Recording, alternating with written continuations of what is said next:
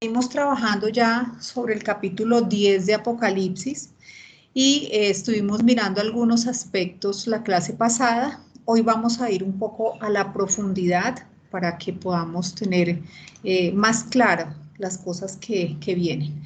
Bien, en el capítulo 10, en el versículo 1, habla de el descenso de otro ángel fuerte, envuelto en una nube, con un arco iris sobre su cabeza, y su rostro era como el sol y sus pies como columnas de fuego.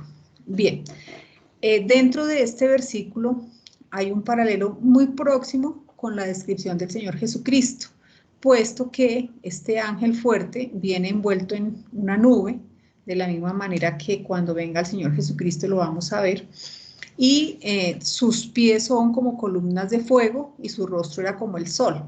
Entonces, aquí está la comparación en el cuadro, pero al hacer las consideraciones, entonces podemos ver que en distintos versículos de Apocalipsis se hablan de un ángel fuerte.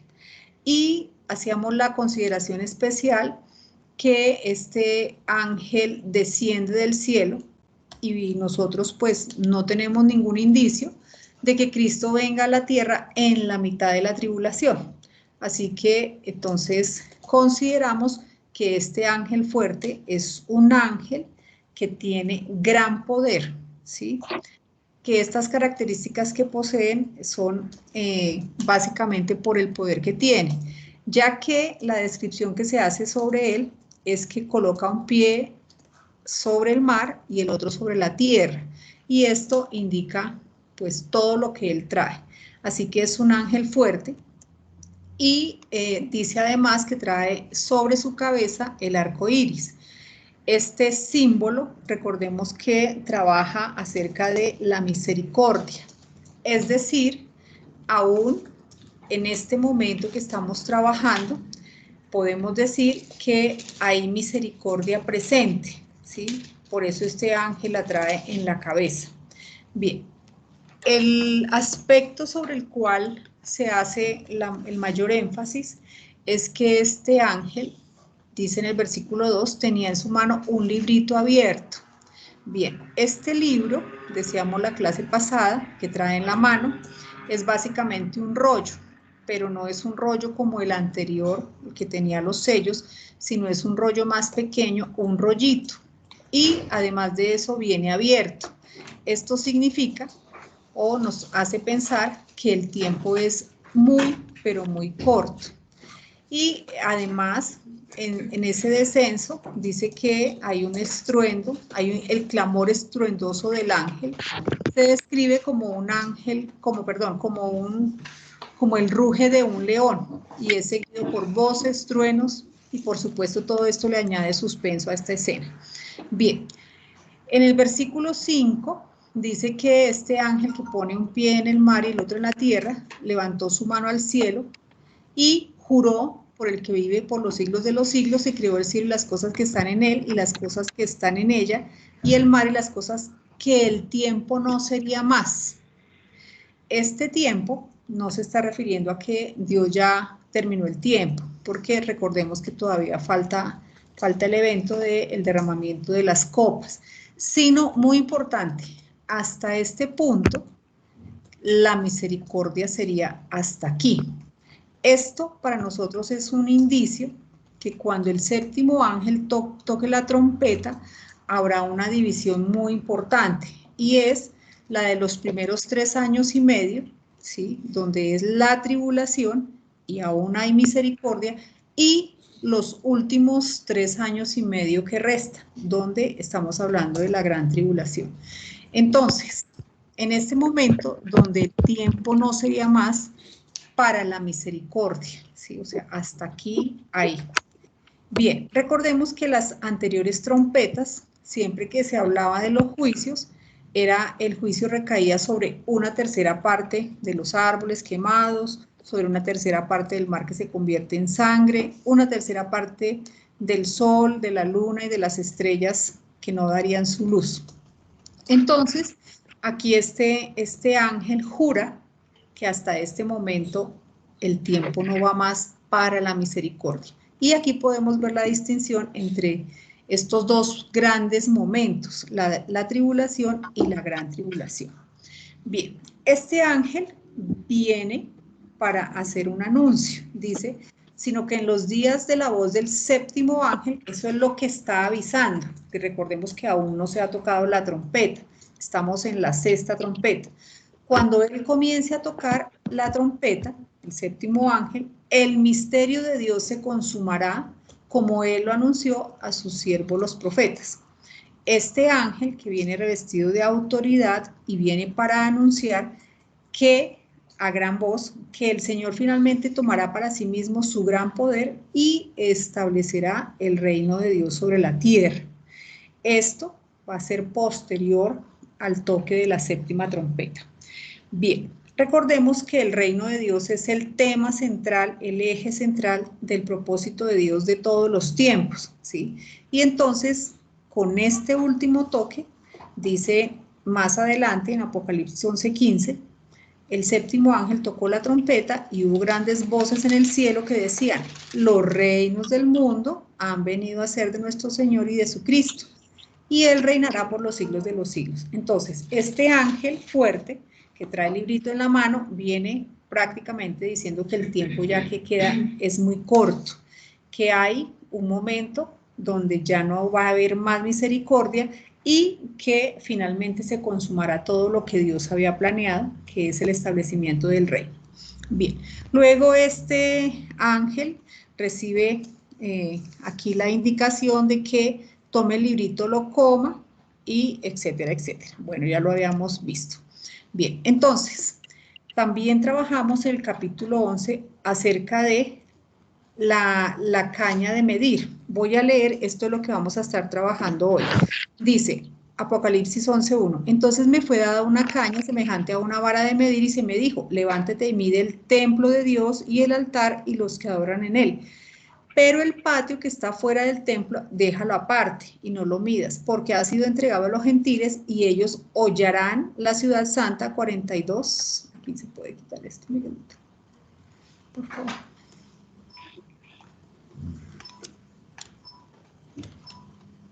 Listo. Y 42 meses. Y daré a mis dos testigos que aquí vienen ya en escena, el versículo 3, capítulo 11:3, y daré a mis dos testigos que profeticen por 1260 días vestidos de silicio.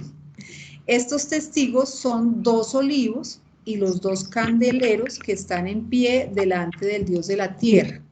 Bien, vamos a leer hasta ahí y vamos a mirar más adelante si nos queda el tiempo, entonces nos devolvemos acá. Entonces aparece la vara de medir para que Juan se levante y mida el templo, el altar y sus adoradores. Entonces decíamos que cada vez que se habla de la medición hay dos usos. Está cuando la palabra es verbo, madad, y tiene que ver con la grandeza del Creador. Básicamente, en Isaías 40:12, ¿quién midió las aguas con el hueco de su mano? Indicándonos la majestuosidad, la grandeza del diseñador de todo lo que hay, ¿sí? Sus proporciones perfectas. Y muy importante, el control, el que Dios es dueño, tiene la autoridad para preservar, para proteger su creación. Y está la otra palabra medir, que es midad, como nombre, que tiene que ver ya con las medidas geométricas de extensión, tamaño, estatura, etcétera, etcétera. Entonces, a Juan se le es dada la orden de medir, ¿sí? Y básicamente, en este caso, tiene que medir el templo, el altar y a los que adoran en él. Vimos unos usos de esta palabra midad, medir, vista desde el punto de vista del control de Dios. Vamos a ver que durante el milenio se medirá el templo. Hay otro uso donde hay la medición de la ciudad de Jerusalén y básicamente unos ejemplos. Bien. Luego dice en el versículo 11:2, dice, pero el patio que está fuera del templo, déjalo aparte y no lo midas, porque ha sido entregado a los gentiles y ellos hollarán o pisotearán la ciudad Santa 42 meses. Bien, es necesario que este tiempo de los gentiles se cumpla, es decir, es el tiempo, son estos tiempos de los gentiles para que Dios vuelva a tratar con su pueblo, como lo vamos a ver hoy. Bien, esto está registrado también en Lucas 21:24. Y caerán a filo de espada y serán llevados cautivos a todas las naciones. Y Jerusalén será hollada por los gentiles hasta que los tiempos de los gentiles se cumplan. Bien, esta profecía se tiene que cumplir más adelante. Listo. Ahora nos vamos a adentrar en el tema de los dos testigos. Bien, entonces dice en Apocalipsis 11:3 dice, y daré a mis dos testigos que profeticen por 1260 días, estos son 3 años y medio, vestidos de cilicio. Estos testigos son los dos olivos y los dos candeleros que están en pie delante del Dios de la tierra. Bien, la clase pasada habíamos iniciado, entonces vamos a ir y vamos a mirar estos dos testigos quiénes son, porque aquí hay una información muy importante para nosotros, para poder entender lo que viene. Bien, los dos olivos, que son los dos testigos, tienen atrás, en la unidad, en Zacarías, hay una profecía que también habla acerca de estos dos olivos. Dice en Zacarías 4:1, volvió el ángel que hablaba conmigo y me despertó como un hombre que es despertado de su sueño, y me dijo, ¿qué ves?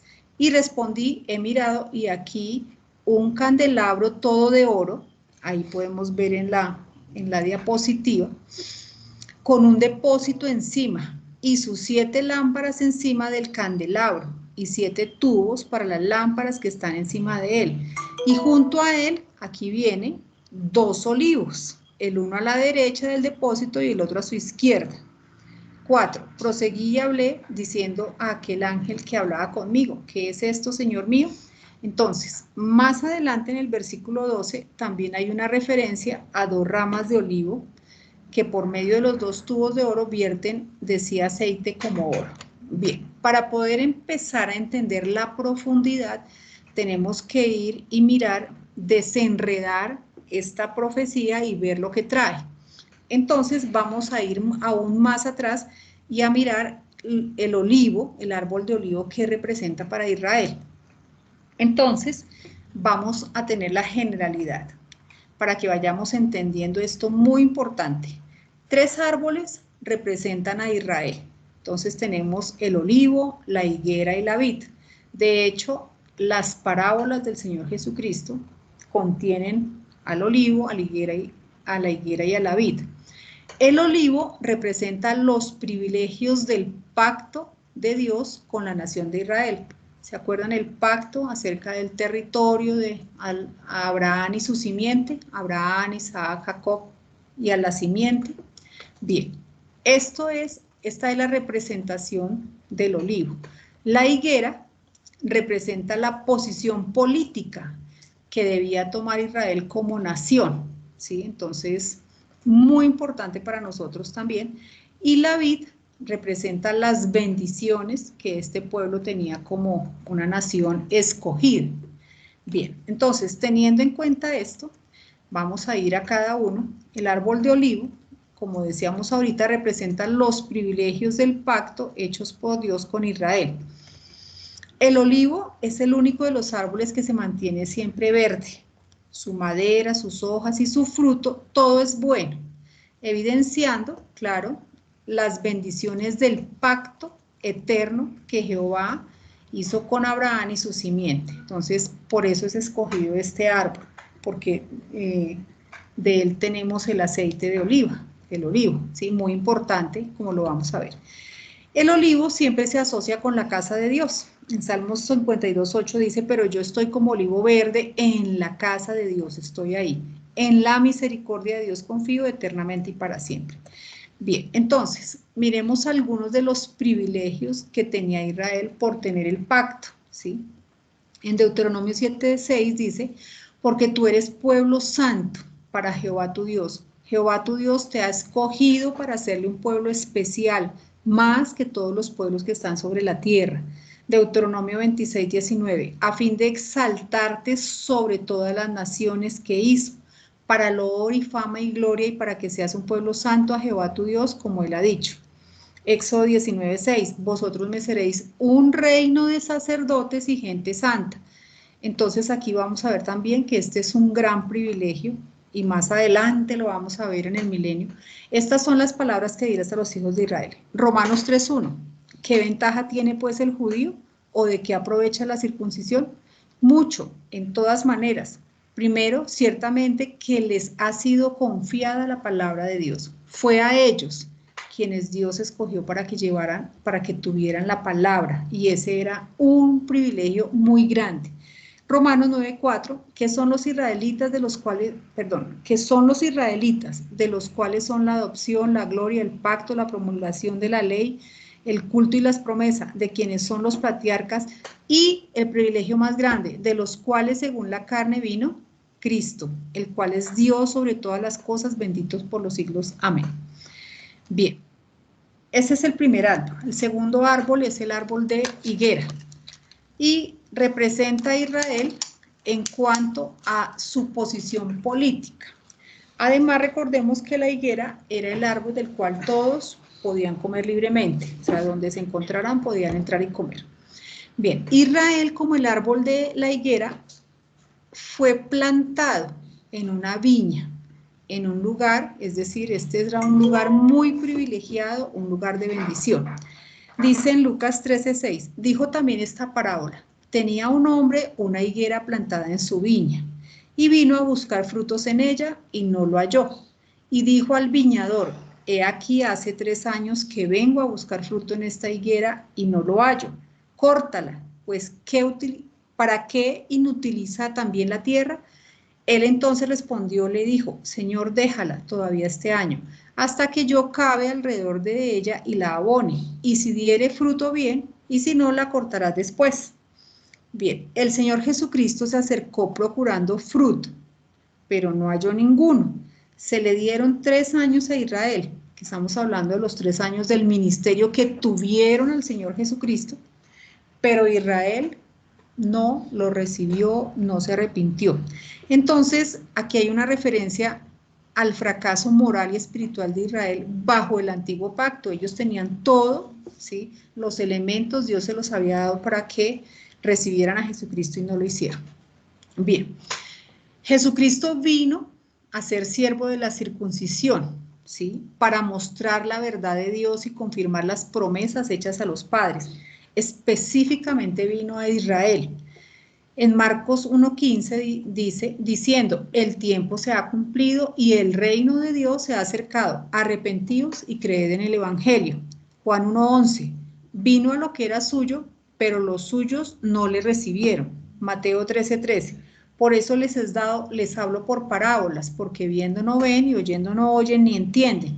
Juan 12:37, pero a pesar de que había hecho tantas señales delante de ellos, no creían en él. Para que se cumpliese la palabra del profeta Isaías, que dijo también, ¿quién ha creído a nuestro anuncio?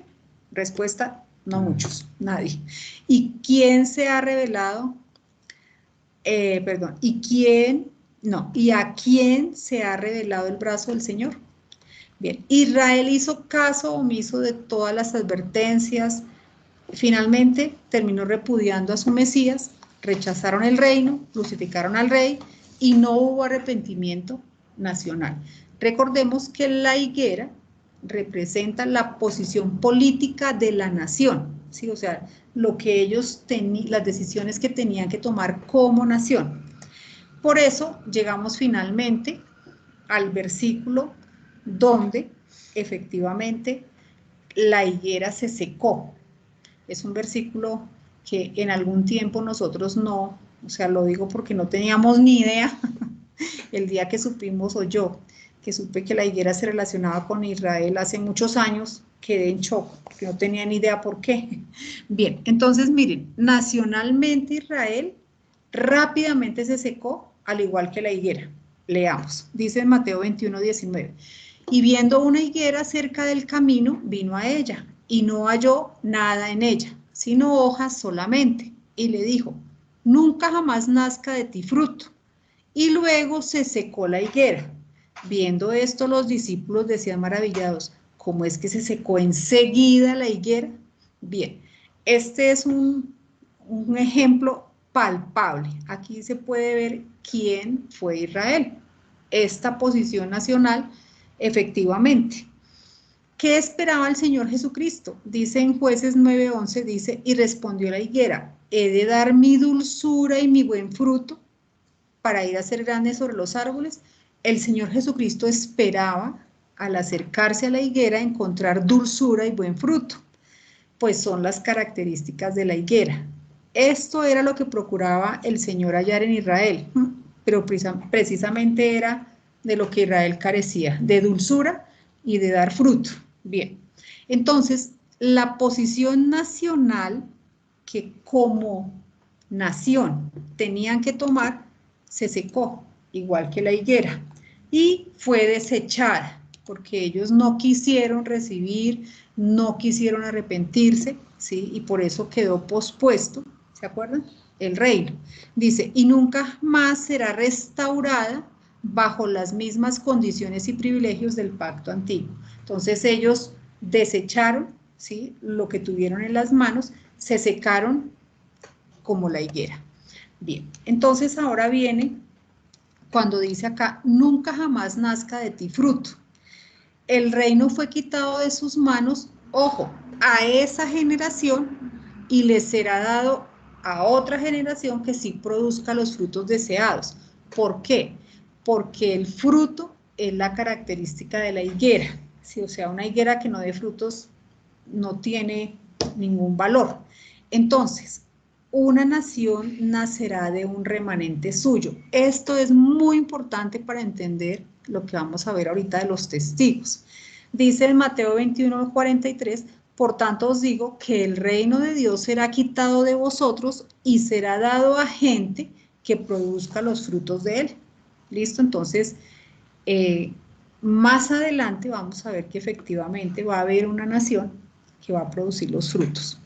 Esta nación poseerá un nuevo pacto y una nueva política posición, ¿sí? Ya no va a ser esta misma porque esta quedó seca.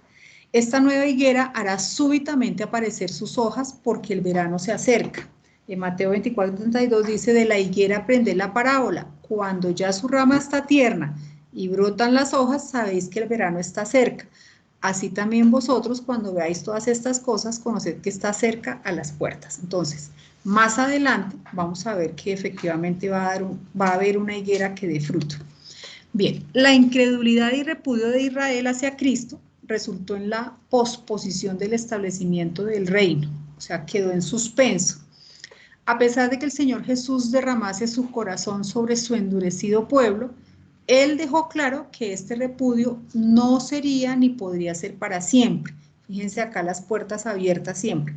En Mateo 23:39 dice, porque os digo que desde ahora no me veréis, hasta que digáis, bendito el que viene en el nombre del Señor. En la segunda venida del Señor Jesucristo, toda Israel verá con sus ojos a aquel que traspasaron y lamentarán por fin, convencidos de su pecado, y se volverán a aquel quien es su Salvador y Mesías. Va a haber un momento donde efectivamente Israel tendrá que arrepentirse y recibir al Mesías como lo debió haber hecho. Bien, entonces, Israel no quiso, no se pudo establecer el reino. ¿Qué pasó? Aquí ya Dios, desde el Antiguo Testamento, empieza a abrir una puerta. Cuando el Señor Jesucristo hizo referencia a la bendición para con los gentiles, los judíos se llenaron de ira. Bueno, vamos a ver porque esto me encanta. Dice en Lucas 44:25, y en verdad os digo que muchas viudas había en Israel en los días de Elías, cuando el cielo fue cerrado por 3 años y 6 meses, y hubo gran hambre en toda la tierra. Pero a ninguna de ellas fue enviado Elías, sino a una mujer viuda en Sarepta de Sidón. ¿Se acuerdan de la viuda que solamente tenía una medida de harina? Y entonces a ella fue que fue enviado Elías. Y ella, esa viuda de Sarepta de Sidón, era una gentil, ella no era judía, pero Dios envió a Elías allá. Entonces miren lo que Dios empieza a mostrar. Y luego dice, y muchos leprosos había en Israel en el tiempo del profeta Eliseo, pero ninguno de ellos fue limpiado sino Naamán el sirio, tampoco era de los judíos. Miren lo que pasa, al oír estas cosas, todos en la sinagoga se llenaron de ira y levantándose le echaron fuera al Señor Jesucristo de la ciudad y le llevaron hasta la cumbre del monte sobre el cual estaba edificada la ciudad de ellos para despeñarle. Mas él pasó por el medio de ellos y se fue. Entonces, ellos no quisieron, pero ya Dios desde antes, desde el Antiguo Testamento, había empezado a abrir puertas para los gentiles, nosotros. Por eso la viuda de Sidón y Naamán el sirio. Entonces, esta es toda una preparación para llegar a Romanos. Recordemos que la epístola de Romanos es para todos los tiempos, ¿sí? Bien, dice lo siguiente, pues si algunas de las ramas fueron desgajadas y tú siendo olivo silvestre, has sido injertado en lugar de ellas y has sido hecho participante de la raíz y de la rica savia del olivo. Entonces vamos a ir por partes. Estamos viendo los árboles, vimos cómo el olivo representa a Israel con el pacto de la simiente de Abraham, vimos cómo Israel desde su posición nacional no se arrepintieron, no quisieron, no aceptaron el reino, no. Entonces, aquí Dios abre un nuevo camino para nosotros los gentiles. Bien, y dice que algunas ramas fueron desgajadas del olivo silvestre. Entonces vamos a mirar y a entrar a mirar un poquito en detalle esto. Dice, los gentiles, estamos hablando de las naciones, han llegado al llamamiento de Romanos para alimentarse de la savia de los judíos. Ya no hay dones del Espíritu Santo, pero la esperanza del rapto es el mismo. Entonces vamos a ver que en la iglesia de Hechos, ¿sí?, hay campo para injertar los gentiles. Algunas ramas han sido desgajadas, pero esta es una característica, el olivo no se corta ni se seca, aunque se le desgajen ramas, el olivo sigue adelante, ¿sí?, no se corta ni se seca. Otras ramas que proceden de un olivo silvestre han sido injertadas en su lugar y las ramas cortadas serán injertadas de nuevo en su propio olivo más adelante. Y sus privilegios del pacto, una vez que esas ramas sean de nuevo injertadas, serán restaurados, su aceite renovado y utilizado para el honor de Dios y del hombre. Yo les sugiero que más adelante vuelvan a leer con más tiempo, porque aquí hay mucha información importante. Bien, vamos a ir en detalle. Dice, pues si algunas ramas fueron desgajadas y tú siendo olivo silvestre has sido injertado en lugar de ellas y has sido hecho participante de la raíz y de la rica savia del olivo.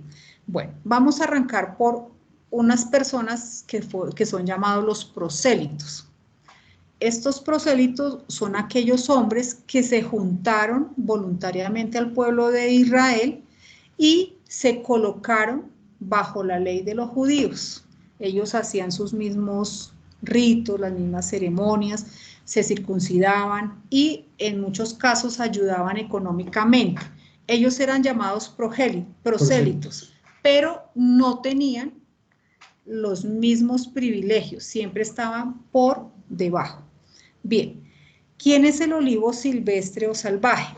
Son los gentiles, las naciones, que fueron hechas participantes de la raíz y de la rica savia del olivo, teniendo los mismos privilegios que los judíos, no como cuando eran prosélitos, sino miren, este olivo salvaje fue injertado, ¿sí?, en el olivo natural y ellos recibieron los mismos privilegios. ¿Cuáles? La justificación sin obras, porque ya es por Jesucristo, la redención por medio de la sangre de Jesucristo y la esperanza de ese rapto que está prometida para ellos, ¿sí? La de Tesalonicenses. Entonces, cuando este olivo silvestre o salvaje es injertado, inmediatamente tiene los mismos privilegios que los judíos. Por eso dice que ya no hay judío ni gentil, que son uno solo. Bueno, ¿quiénes son las ramas desgajadas? Y acá me encanta, porque dice, son aquellos que no recibieron la doctrina de Romanos, la gracia, sino que continuaron con la justicia por medio de las obras de la ley. Por lo tanto, no admitieron a Cristo como su Salvador, ni la reconciliación por medio de su sangre. Ellos siguieron siendo los judíos, amantes de la ley, amantes de las obras, amantes de los ritos, ¿sí? Ejemplo, y estamos hablando aquí en la iglesia de Hechos, ¿sí? Básicamente, que fue cuando fueron injertados, ¿se acuerdan de Cornelio? Todos los que en ese momento fueron injertados al olivo natural.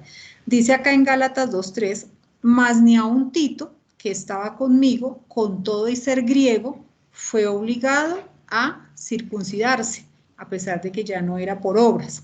4.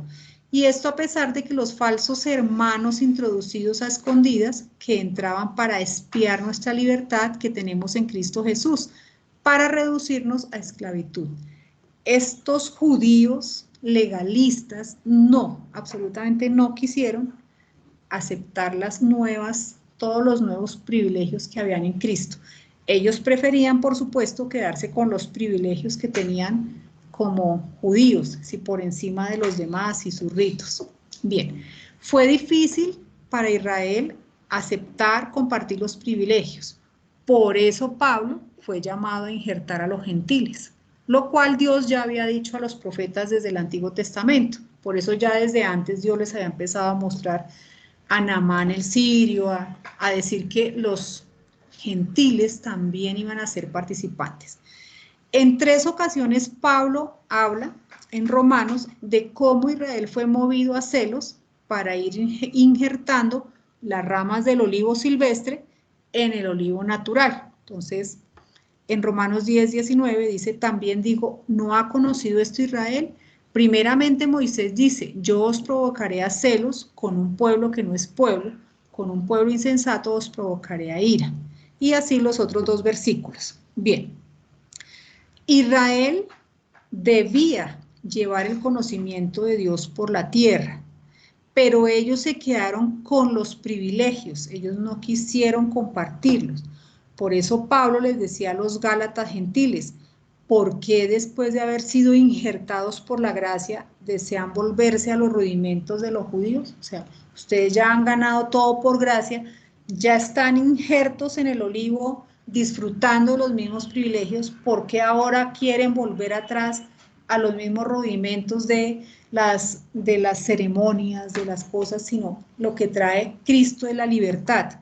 Bien, en este punto, los gentiles tenían también las evidencias de que en este punto estaban las evidencias de que los gentiles tenían los mismos dones, ¿cierto? O sea, Cornelio y todos esos, ellos ya habían hablado en lenguas, estaban disfrutando de las mismas cosas.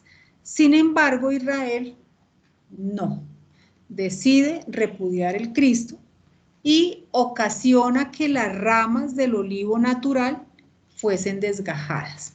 Ahí está, cuando dice que las ramas naturales fueron desgajadas, fueron estos hombres que no recibieron ni la gracia, ni a Cristo, ni dejaron sus privilegios que ya tenían como judíos.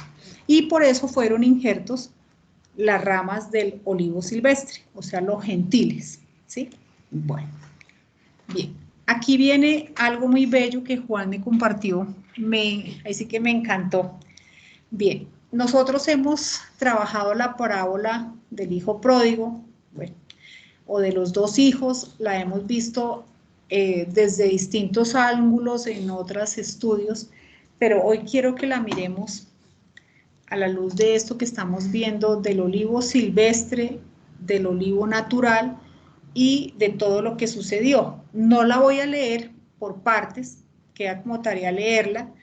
Recordemos lo que dice en Lucas 15:1. También dijo, un hombre tenía 2 hijos y el menor de ellos dijo a su padre, Padre, dame la parte de los bienes que me corresponde, y le repartió los bienes.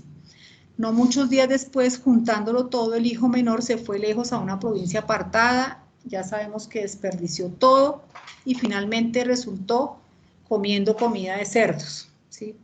Entonces, dice en el versículo 17, volviendo en sí, dijo, ¿cuántos jornaleros en casa de mi padre tienen abundancia de pan y yo aquí perezco de hambre? Me levantaré e iré a mi padre y le diré, Padre, he pecado contra el cielo y contra ti, ya no soy digno de ser llamado tu hijo, hazme como a uno de tus jornaleros. Y levantándose vino a su padre.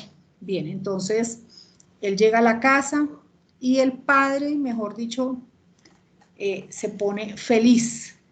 Y versículo 22, pero el padre dijo a sus siervos, sacad el mejor vestido y vestidle y poned un anillo en su mano y calzado en sus pies y traed el becerro gordo, matadle, comamos y hagamos fiesta, porque este mi hijo era muerto, muerto era, y ha revivido y se había perdido y es hallado. Y comenzaron a regocijarse.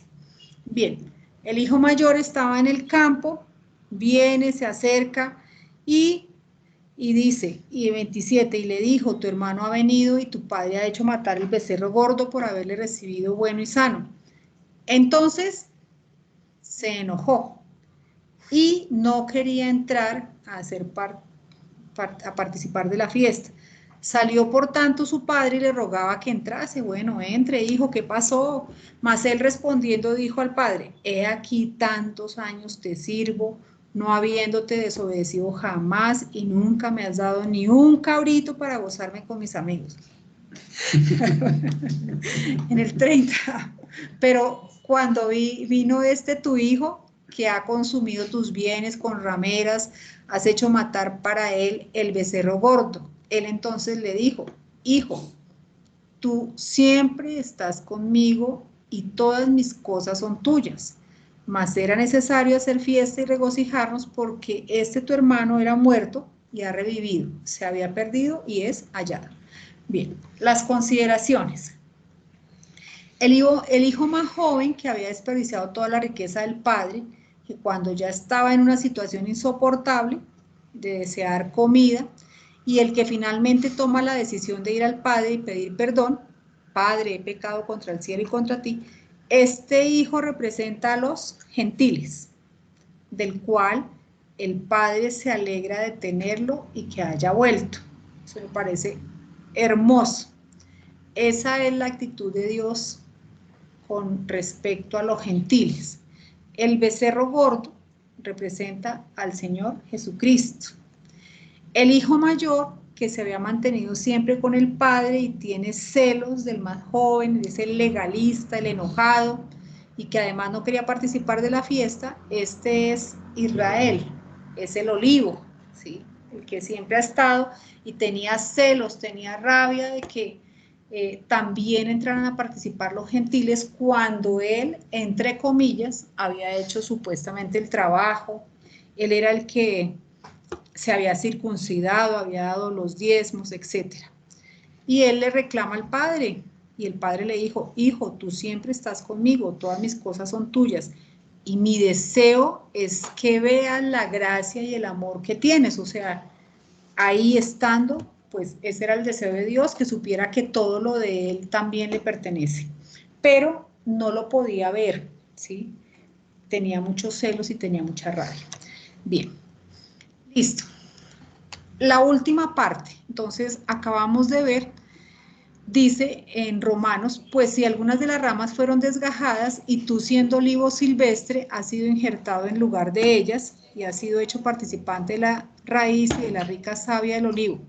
Miren lo que dice a continuación, no te jactes contra las ramas y si te jactas, sabe que no sustentas tú a la raíz, sino la raíz a ti.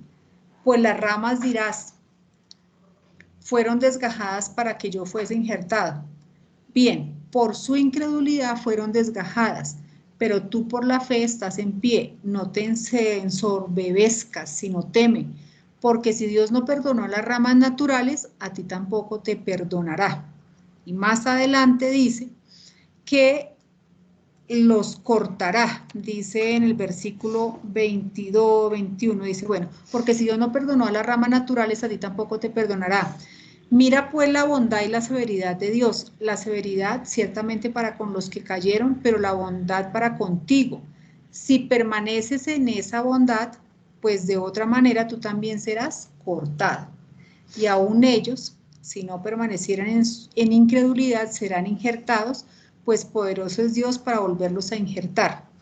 Porque si tú fuiste cortado del que por naturaleza es olivo silvestre y contra naturaleza fuiste injertado en el olivo, ¿cuántos más estos, que son las ramas naturales, serán injertados en su propio olivo? Porque no quiero, hermanos, que ignoréis este misterio, para que no seáis arrogantes en cuanto a vosotros mismos, que ha acontecido a Israel endurecimiento en parte hasta que haya entregado la plenitud de los gentiles.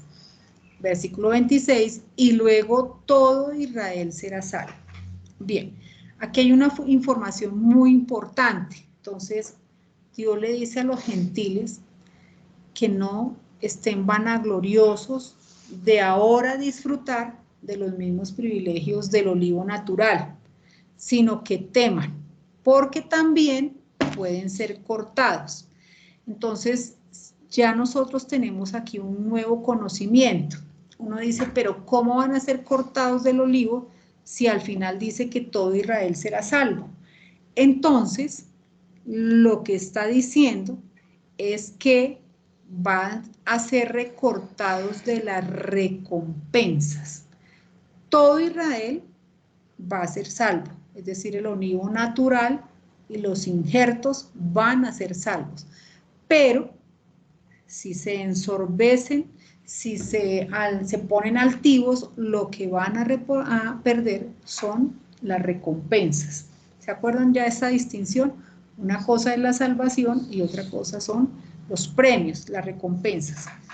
La higuera se secó al igual que la posición política de Israel, pero el olivo permanece, no se corta ni se marchita, y las ramas naturales y silvestres seguirán injertándose. Esto es algo muy importante. Mientras la posición nacional quedó seca, porque ellos no se arrepintieron, el olivo, a pesar de que ha tenido ramas desgajadas, van a injertarse otra y él continúa su crecimiento. Bien, nos queda el tercer árbol, que es la vid, que representa la bendición espiritual para Israel. Bien, dice en Isaías 5:1, tenía mi amado una viña en una ladera fértil, la había cercado y despedregado y plantado de vides escogidas. Había edificado en medio de ella una torre y hecho también en ella un lagar, y esperaba que diese uvas, y dio uvas silvestres. ¿Qué más se podía hacer a mi viña que yo no había hecho ya en ella? ¿Cómo esperando yo que diese uvas, ha dado uvas silvestres? Os mostraré pues ahora lo que yo haré a mi viña. Le quitaré su vallado y será consumida. Aportillaré su cerca y será hollada o pisoteada. Haré que quede desierta, no será podada ni cavada, y crecerán el cardo y los espinos, y aún las nubes mandaré que no derramen su lluvia sobre ella. Bien, así como esta viña, porque recordemos que también la viña representa a Israel en sus bendiciones, así como la viña ha quedado devastada y devorada, Israel ha fracasado. Es característico de la vid que su madera no tiene utilidad ni para hacer una estaca donde cuelgue nada. Eso está registrado en Ezequiel 15. No puede permanecer por sí sola porque no se puede sostener. Necesita ser soportada y menos podría soportar a otros. Es parte de su fracaso, ¿sí? Entonces, ahora todas las bendiciones espirituales deben ser halladas a través de la verdadera vid. Al comienzo las bendiciones fueron dadas a Israel para que él las compartiera con las otras naciones. A Israel fue dada la palabra para que mostrara quién era Dios, su amor, todas las cosas. Pero resulta que él fracasó, o sea, ni siquiera él recibió la palabra, no la llevó a lo profundo, no hizo, ¿sí? Ahora, todas las bendiciones espirituales deben ser halladas a través de la verdadera vid, que es el Señor Jesucristo. Jesucristo es el vino verdadero que alegra a Dios, en quien Él se deleita, quien trae todas las bendiciones, no solamente para Israel. Entonces, Jesucristo es la vid. Ahora las bendiciones ya no son a través de Israel, sino son a través del Señor Jesucristo. Ahora, para el pueblo de Israel, la vid verdadera es Cristo. Al igual, para nosotros, por extensión, los gentiles de la iglesia de los lugares celestiales, también es Cristo, ¿sí? Así como una rama que es injertada al árbol, comparte la vida del árbol, así compartimos la vida del Señor Jesucristo. Esto es por extensión. En Juan 15:1 dice, yo soy la vid verdadera y mi Padre es el labrador. Todo pámpano que en mí no lleva fruto, lo quitará, y todo aquel que lleva fruto lo limpiará para que lleve más fruto. Y a vosotros, no, perdón, ya vosotros estáis limpios por la palabra que os he hablado.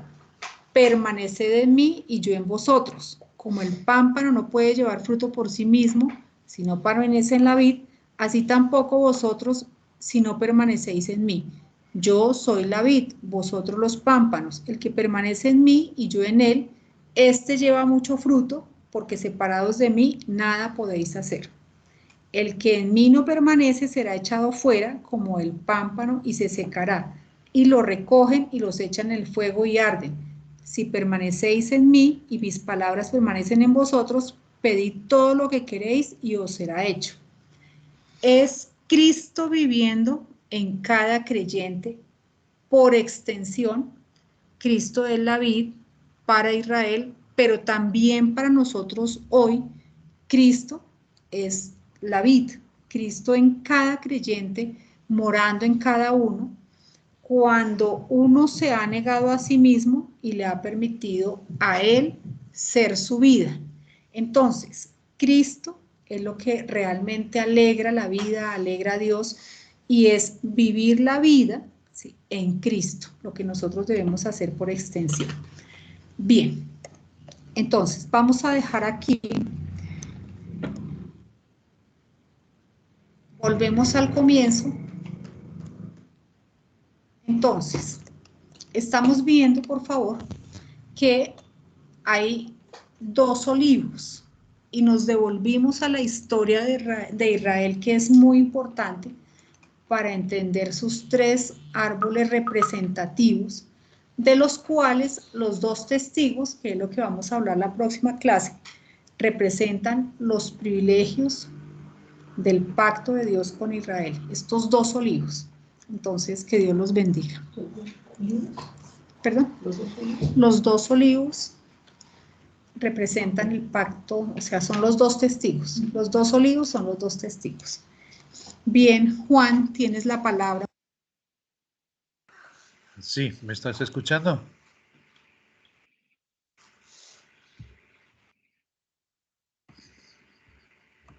Sí, ¿me escuchas? ¿Me escuchas ahora? Sí, genial. Bueno, qué maravillosa exposición, qué lindo. Me estaba recordando desde la caída del hombre, así que él cayó, nuestro Padre puso en movimiento todo su programa de redención, todo su programa para volver a tener a sus criaturas caídas, no solo a nosotros, sino toda la creación, gime a una y a una está con dolores de parto hasta hoy en día. Pero nuestro Dios siempre ha tenido ese gran amor. Fíjate en la parábola del hijo pródigo, que él lo vio venir de lejos. Es decir, nuestro Dios siempre ha tenido en su corazón los dos hijos. Ha tenido, cuando escogió por la simiente de Abraham, lo que él quería era preparar e instruir a través de la palabra un pueblo escogido que sería bendito con todo el fruto de la higuera, con todo el fruto de la vid y toda el aceite puro del olivo. Por eso siempre les decía, no os convirtáis vosotros a ellos, a las naciones, sino que las naciones se conviertan a vosotros. Este siempre fue el intento de nuestro Dios, escogiendo a su pueblo Israel, que la haría cabeza y no cola, entre las naciones, y que se mantuviesen puros, santos en su presencia. Así serían bendecidos y así bendecirían a las naciones. Entonces, ¿qué sucede? Pues que Israel cae efectivamente en lo que nos había explicado Amparo de Babilonia, de la religión. Ellos tenían la palabra, tenían el conocimiento de las escrituras, pero escogieron el que ellos eran cabeza de las naciones. Y entonces todos los demás deberían servirles a ellos. Esto es lo que sucedió, además de contaminarse pues con toda la idolatría de los pueblos, de las lenguas, de las naciones que había a su alrededor. Y en vez de llevar el conocimiento de Dios por la tierra, pues ellos lo que veían es que querían dominar al mundo y volver otra vez a la mentira, seréis como Dios. Y ser ellos los que tenían la preeminencia en el mundo. Y efectivamente ellos lo que aguardaban es un rey de reyes, uno entre ellos, que dominase al mundo. Fijaros bien cómo ¿qué sucedió en Pentecostés? Estaban en la fiesta, por eso estaban todos reunidos en Jerusalén. Era la fiesta de Pentecostés, entonces había judíos de todas las naciones, de todos los dispersos, porque así era su costumbre juntarse en el tiempo de Pentecostés. Había muchísimos. Eran muy religiosos, guardaban las fiestas, guardaban los años, guardaban las leyes.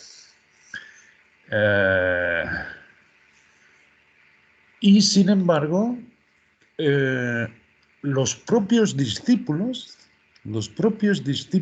de nuestro Señor Jesucristo, cuando tuvo su ministerio aquí en la tierra, pues estaban llenos de alquitrán, estaban llenos de religión. Y tanto es así que se pasan 10 capítulos hasta el capítulo 10, y fíjate, recuerdas que Pedro, que era columna en esta iglesia del libro de Hechos, igual que Jacobo y Juan, pues estaba en casa del curtidor y le entró hambre y se fue a la azotea de la casa. Y mientras estaba esperando que le dieran de comer, pues nuestro Dios le pone la visión del lienzo con animales impuros en la ley. Y viene el lienzo atado por las 4 puntas del lienzo. Esto es genial porque representa el mundo entero, por eso dice atado de los 4 lienzos, de las 4 esquinas del lienzo, y le dice: Pedro, mata y come. Y él dice: no, yo nunca he comido nada común e inmundo. En primer lugar, o sea, cuesta muchísimo obedecer la voz de nuestro Dios. Yo no me quiero contaminar con estas cosas. Y esto se hace 3 veces, 3 veces. Y él estaba meditando qué querrá decir esto, por supuesto, que estaba embutido de toda la religión que le habían puesto los propios hermanos judíos, aunque había visto a Jesucristo, aunque había testificado todo lo que él había hecho. Como ha estado leyendo Amparo, nuestro Dios, estando aquí en la tierra, hecho carne en su Hijo, explicó perfectamente que Naamán era sirio, una nación que había sido muy enemiga y sin embargo el único que fue limpio. Fijaros en Ruth, la sunamita, que también era gentil, y de su casamiento con Booz, lo cual en el sentido espiritual era el propósito que Dios tenía de juntar al judío con el gentil, de esa manera que lo hizo Booz con Ruth. Bueno, pues de ahí vino Jesucristo.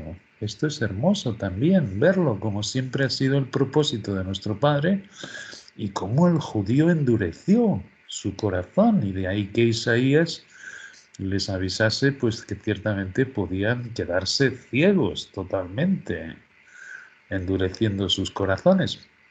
Y esto os digo hasta qué punto estaba endurecido que Pedro tuvo que decirle el Padre a través de esta visión de que ahora te vienen unos emisarios a llamar, no dudes de ir con ellos.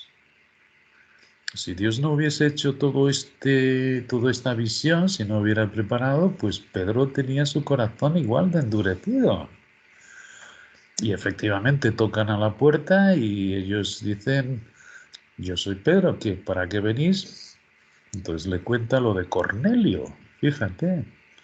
Y cuando se presenta en casa de Cornelio, él dice, vosotros sabéis lo sumamente abominable que es para un judío venir a la casa de un gentil.